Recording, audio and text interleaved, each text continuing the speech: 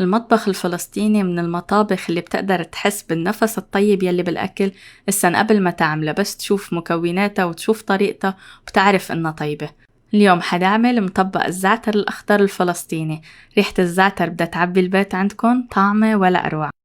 للعجينة بنبدأ ب4 أكواب طحين منخول، منحط عليهم نصف ملعقة كبيرة خميرة فورية، نصف ملعقة كبيرة سكر، ومنخلط المكونات مع بعضها.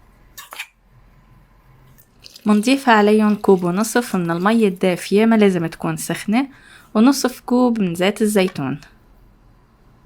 آخر شي منضيف ملعقة صغيرة ملح تكون ممسوحة. الملح دايما ببعده عن الخميرة، يعني ما بحطه أول شي مع المكونات الجافة، وهلا منحطهم بالعجانة لينعجنوا مدة 10 دقايق.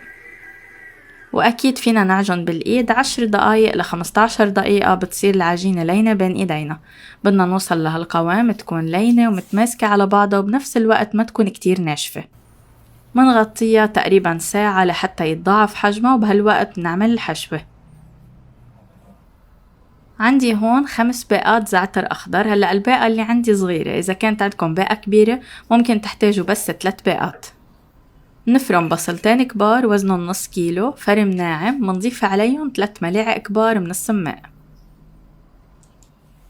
شوية ملح حسب الرغبة، ومندعكن مع بعضهم ليختلطوا بشكل كامل.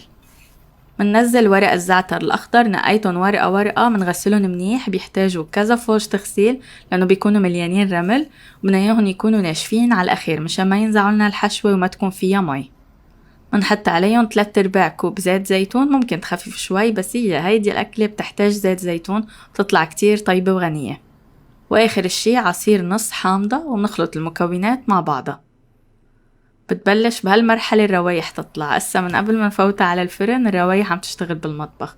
ما شاء الله، عن جد أكل كتير مميزة، والنفس فيها مبين طيب من مكوناتها. وعجينتنا هلأ ارتاحت أكتر مني ومنكم، صارت جاهزة. منفرغ منها الهواء. شايفين ما شاء الله قوامها شو حلو، لينة وبتمط بإيدكم انتو عم تشتغلوا فيها. ندهن ايدينا شوية زيت زيتون. منبلش منشيل كورات مشان كل وحدة نعمل قطعة مطبق. قسمتن ل5 كورات، كل قطعة حنستخدمها هلأ ونشتغل فيها. ندهن الصينية بزيت الزيتون، وخلوا شوية زيت زيتون جنبكن لأنه كل شوي هيك حتزيدوا. إجمالا هيك معجنات بتحب الزيت الزيتون، بتطلع كتير طيبة. منكورها أول شي مشان تنمد معنا بسهولة. بنضغط عليها بإيدينا لحتى تصير دائرية بهالشكل. ما ترققوها كتير لأنه بتصير بتفتح معكم بشكل كتير كبير.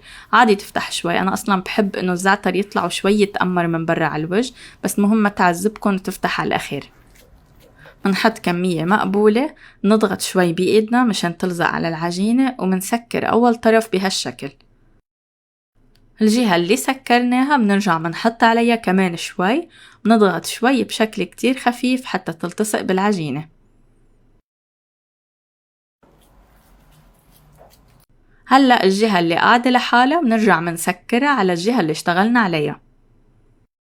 نحن وعم نشتغل منمسد شوي بإيدينا، فبتصير بتعطي شكل أنعم شوي لنقدر نحط الحشوة.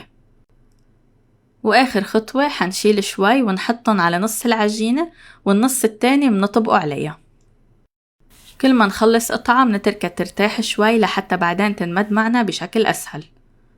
تركتها ترتاح تقريبا 10 دقايق، وهلأ بصينية الفرن الممسوحة بزيت الزيتون منبلش نمدها لتوصل للشكل المطلوب والرق اللي انتو بتحبوه.